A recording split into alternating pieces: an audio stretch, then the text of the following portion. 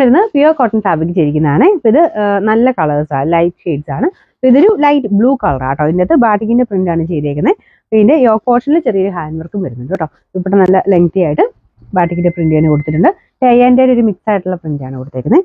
ഇതിന്റെ ബോട്ടം വരുന്നത് പ്ലെയിൻ ആയിട്ട് ഒരു ബ്ലൂ ആഷ് മിക്സ് ആയിട്ടുള്ള ഷെയ്ഡ് ആട്ടോ.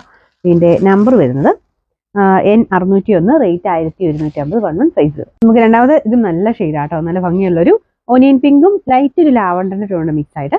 തീരെ ലൈറ്റ് ഒനിയൻ പിങ്കും അല്ല കേട്ടോ, ഒരു രണ്ടുകൂടെ ബ്ലെൻഡ് ആയിട്ടൊരു കളറാണ്. അതിനകത്ത് ഒരു ടൈ ആൻഡ് ഡൈയുടെ വരുന്നതുകൊണ്ടേ പിന്നെ ലൈറ്റും ഡാർക്കും ആയിട്ട് മിക്സ് ആയിട്ടാണ് വരുന്നത്. യോ പോർഷൻ്റെ ഡിസൈൻ ഇല്ല കേട്ടോ.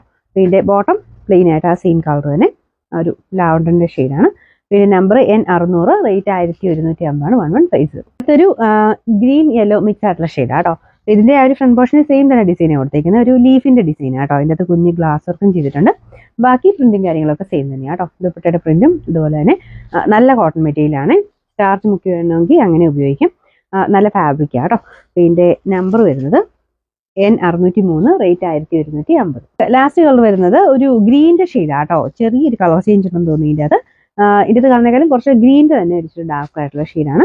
ഡിസൈൻ ഒക്കെ സെയിം തന്നെയാണ് കേട്ടോ. മുമ്പേ കാണിച്ച് ലൈറ്റ് ഒരു ലീഫ് ഗ്രീൻ്റെ ഒക്കെ ഒരു ഷെയ്ഡ്, ഇത്തിരി കൂടെ ഡാർക്ക് ആയിട്ടുള്ളൊരു ഗ്രീൻ ഷെയ്ഡാണ്. ഇതാണ് ദുപ്പട്ടയുടെ പ്രിന്റ് വരുന്നത്. ബോട്ടം പ്ലെയിൻ ആട്ടോ. എല്ലാത്തിനും ബോട്ടം പ്ലെയിൻ ആയിട്ടാണ് കൊടുത്തേക്കുന്നത്. ഇതിന്റെ നമ്പർ N602, റേറ്റ് 1150.